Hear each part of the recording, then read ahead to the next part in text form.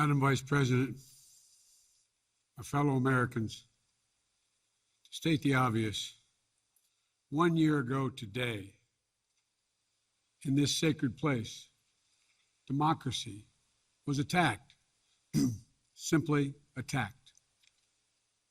The will of the people was under assault. The Constitution, our Constitution, faced the gravest of threats. Outnumbered in the face of a brutal attack, the Capitol Police, the D.C. Metropolitan Police Department, the National Guard, and other brave law enforcement officials saved the rule of law. Our democracy held. We, the people, endured. We, the people, prevailed.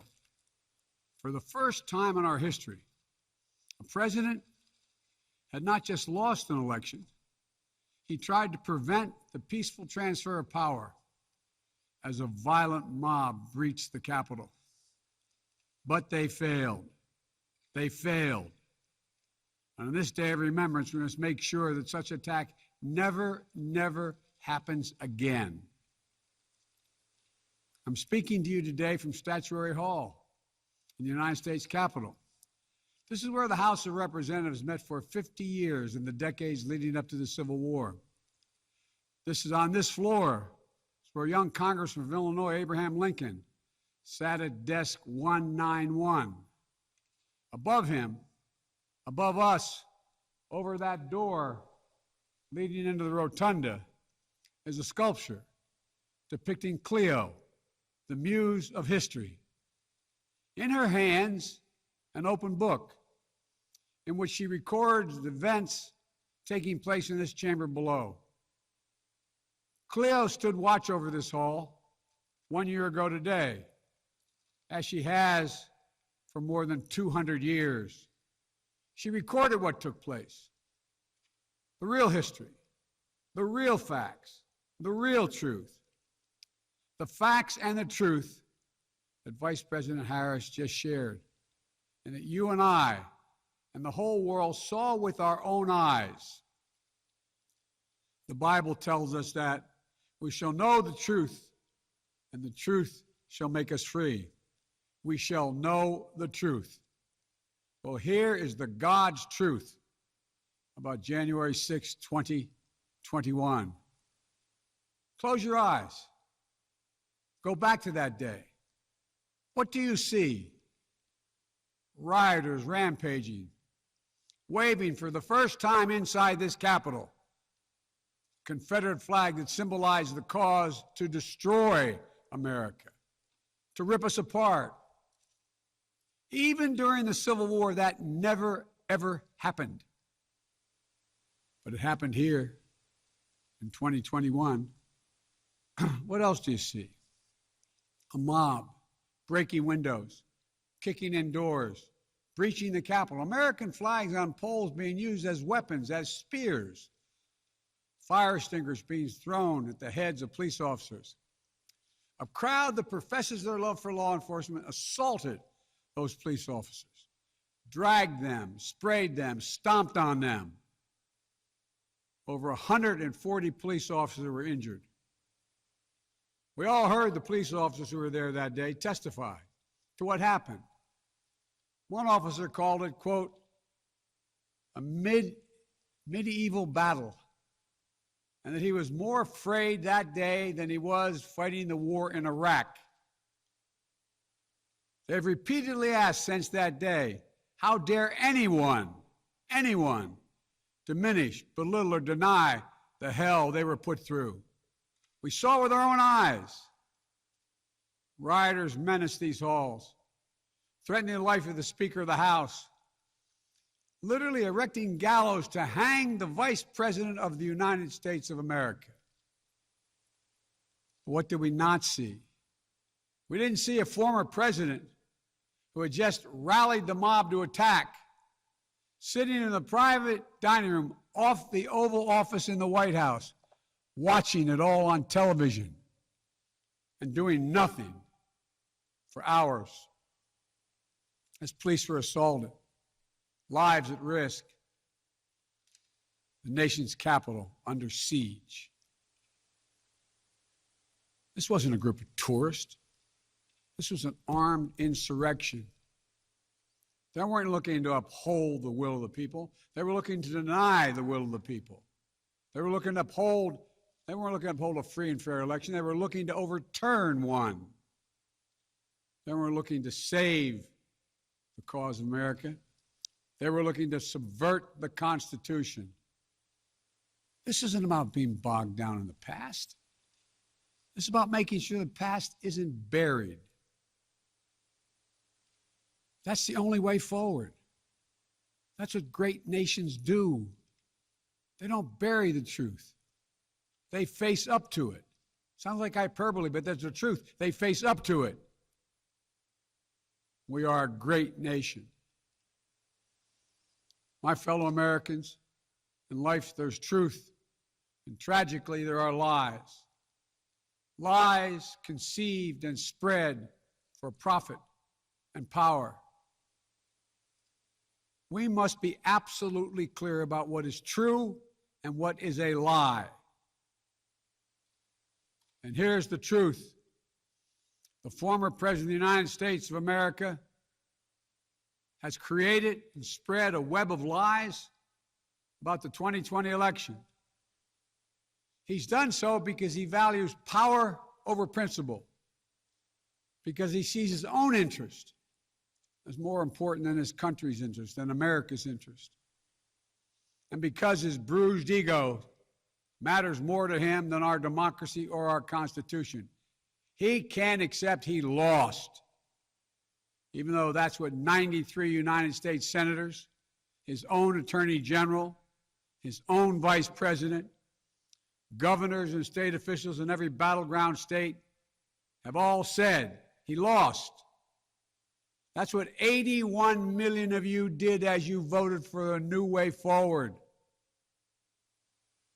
He has done what no president in American history, the history of this country, has ever done. He refused to accept the results of an election and the will of the American people. While some courageous men and women in the Republican Party are standing against it, trying to uphold the principle of that party, too many others are transforming that party into something else. They seem no longer to want to be the party of Lincoln, Eisenhower, Reagan, the Bushes. But whatever my other disagreements are with Republicans who support the rule of law and not the rule of a single man, I will always seek to work together with them to find shared solutions where possible. Because if we have a shared belief in democracy, then anything is possible. Anything. And so at this moment, we must decide, what kind of nation are we going to be? Are we going to be a nation that accepts political violence as a norm? Are we going to be a nation where we allow partisan election officials to overturn the legally expressed will of the people? Are we going to be a nation that lives not by the light of the truth, but in the shadow of lies? We cannot allow ourselves to be that kind of nation. The way forward is to recognize the truth and to live by it.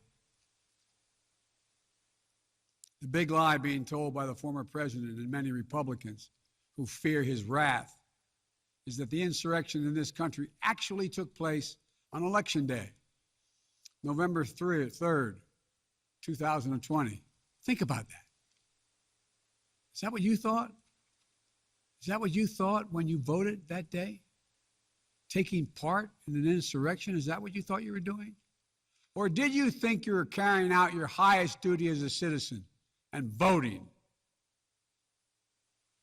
The former president's supporters are trying to rewrite history. They want you to see Election Day as the day of insurrection. And the riot that took place here on January 6th as a true expression of the will of the people. Can you think of a more twisted way to look at this country, to look at America? I cannot. Here's the truth. The election of 2020 was the greatest demonstration of democracy in the history of this country. More of you voted in that election than have ever voted in all of American history. Over 150 million Americans went to the polls and voted that day. In a pandemic, some at great risk to their lives.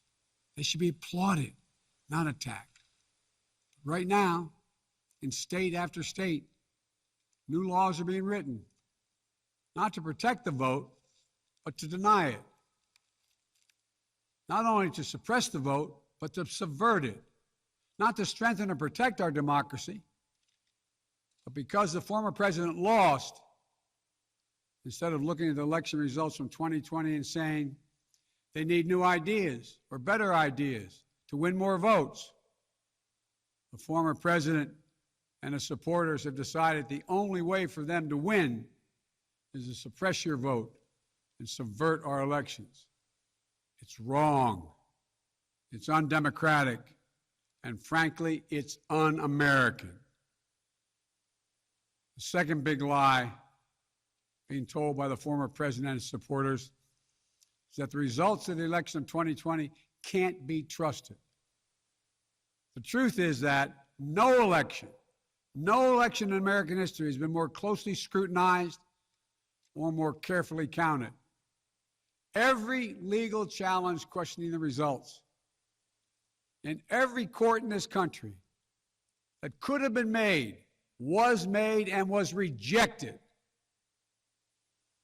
Often rejected by Republican-appointed judges, including judges appointed by the former president himself, from state courts to the United States Supreme Court. Recounts were undertaken in state after state. Georgia counted its results 3 times, with 1 recount by hand. Phony partisan audits were undertaken long after the election in several states. None changed the results. And in some of them, the irony is the margin of victory actually grew slightly. So let's speak plainly about what happened in 2020. Even before the first ballot was cast, the former president was preemptively sowing doubt about the election results. He built his lie over months. It wasn't based on any facts. He was just looking for an excuse, a pretext, to cover for the truth. He's not just a former president. He's a defeated former president. Defeated by a margin of over 7 million of your votes in a full and free and fair election. There is simply zero proof the election results were inaccurate. In fact, in every venue where evidence had to be produced, an oath to tell the truth had to be taken, the former president failed to make his case. Just think about this. The former president and his supporters have never been able to explain how they accept as accurate the other election results that took place on November 3rd. The elections for governor, United States Senate, House of Representatives. Elections which they closed the gap in the House. They challenged none of that. President's name was first. Then we went down the line. Governors, senators, House of Representatives. Somehow those results are accurate on the same ballot. But the presidential race was flawed. And on the same ballot, the same day, cast by the same voters. The only difference, the former president didn't lose those races. He just lost the one that was his own. Finally, the third big lie being told by a former president and his supporters is that the mob who sought to impose their will through violence are the nation's true patriots. Is that what you thought when you looked at the mob ransacking the Capitol, destroying property, literally defecating in the hallways, rifling through the desks of senators and representatives, hunting down members of Congress? Patriots? Not in my view. To me, the true patriots were the more than 150 Americans who peacefully expressed their vote at the ballot box. The election workers who protected the integrity of the vote, and the heroes who defended this Capitol. You can't love your country only when you win. You can't obey the law only when it's convenient. You can't be patriotic when you embrace and enable lies. Those who stormed this Capitol, and those who instigated and incited, and those who called on them to do so, held a dagger at the throat of America, at American democracy. They didn't come here out of patriotism or principle. They came here in rage, not in service of America, but rather in service of one man. Those who incited the mob, the real plotters who were desperate to deny the certification of this election, defy the will of the voters. But their plot was foiled. Congressmen, Democrats, and Republicans stayed. Senators, representatives, staff, they finished their work the Constitution demanded.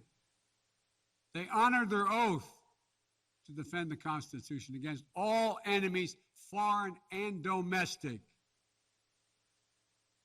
Look, folks, now it's up to all of us, to we the people, to stand for the rule of law, to preserve the flame of democracy, to keep the promise of America alive. The promise is at risk, targeted by the forces that value brute strength over the sanctity of democracy, fear over hope, personal gain over public good. Make no mistake about it, we're living at an inflection point in history, both at home and abroad. We're engaged anew in a struggle between democracy and autocracy, between the aspirations of the many and the greed of the few,